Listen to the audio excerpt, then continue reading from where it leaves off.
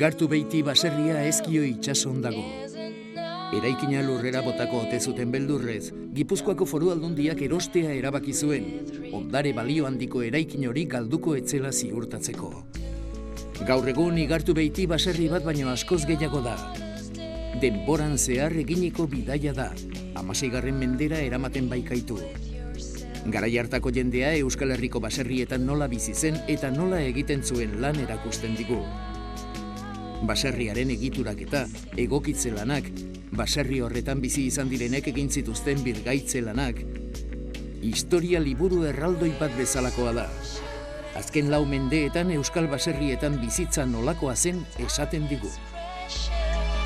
Baserri honen estiloa konkretatzearren, esan dezakegu ez dagoela estilo bat baino gehiago dauzkagula, eta bertan aurkitzen ditugula gutxienez 3 baserri edo 3 estilo desberdin. Erdiarotik hasi, erdiarako txabola bat izango litzakenetik hasi, hortikan 20. mendeko baserri bateraino. Baserri hau 82an bertan jendea bizi zen, eta horregatik ere 20. mendeko baserri ere konsideratu daiteke.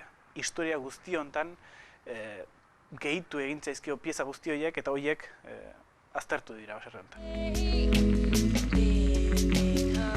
Berrera ikitzeko 10 urte behar izan zituzten. Lan zaila izan zen. Igartu beitik denboran zehar izan dituen erabilerak gordetzen saiatu baitziren. Baserrien egoera originala zen, eta originalaren barruan esan dezakegu ere egoera kaskarra zela, baina informazio asko ematen zuela bere baitan. 5 urtetako historia bere paretetan, bere egurretan idatzia zegoelako, eta hori diputazioak ikusi zuenean 81an hasi eta 2001. urtera arte investigazio lan egintzen. Osorik desmontatu eta berriz ere montatu zela. Igartu beiti ez da gelditzen den mota horretako azken baserria. Euskadin antzeko eraikinak badaude eta eraikin horiek oso estandarizatuta zeuden eta barnealdetik kostalderaino barra-barra edatzen ziren. Baserri honen ezaugarririk garrantzitsuena baserri izateaz gain tolare bat dela da.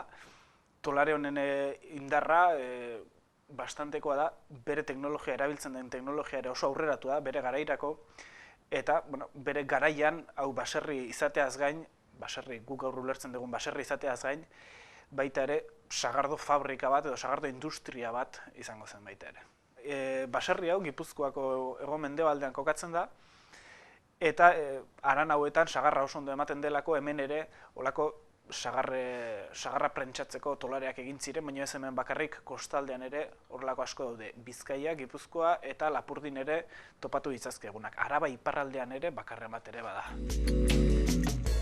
Lehen oinean dolarea dago, eta garai jakin batzuetan baserriko biltegia ere bertan egoten zen.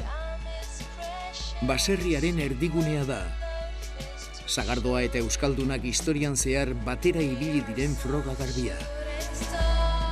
Baserriaren zatiak oso ondo antolatua daude, bakoitzak bere funtzionalidadearen arabera eta garaiaren arabera baita ere. Hau, bere garaian, sagardo tolare baten barruan gaudela esan daiteke, baino bere funtzioa garai hortakoa denez, hurrengo urte guztian zehar almazena edo janarien leku izango da. Animalien janari, materialak, baserrian erabiltzen diren tresna guztiak eta gainera janariak. Janariak, personentzako janariak, hegoalde eta iparraldean banatuko dira haien beharren arabera. Beroa edo lehorra behar balin bada, hegoaldean kokatuko dira denak eta iparraldean berriz hotza behar dutenak. Hau lehenengo pisuan aurkitzen dugu eta lurrean aurkitzen duguna sukaldeak eta geladia. Diputazioaren erosketa 81an egin zen eta helburua garbia zen. Berez erori edo bota egingo zuten baserri bat salbatzea. Horrelako azkenekoaren edo azkenekoetako baten aurrean gaude. 16. mendeko tolare baserri asko aldatu direlako eta baserri honen berezitasuna oso modu originalean zegoela zen, oso ondo konserbatua eta 5 urtetan zehar egindako obra txiki guzti horiek analizatu nahi izan ditu diputazioak errestaurazio prozesu guzti honetan.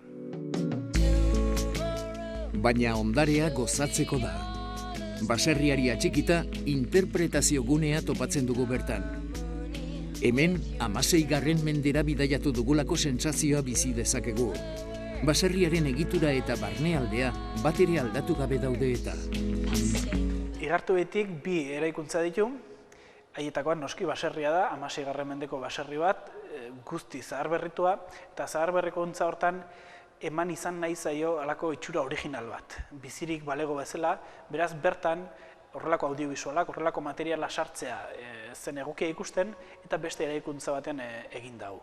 Beste eraikuntza hori Igartubetiren ondoan dago, Igartubetiren itxura ez aldatzeko lurrazpian egin daia, eta bertan aurkitzen ditugu beste zerbitzu batzuk, audiovisualak, dendatxo bat, halako gune polibalente bat, erakusketak egiteko, eta bar.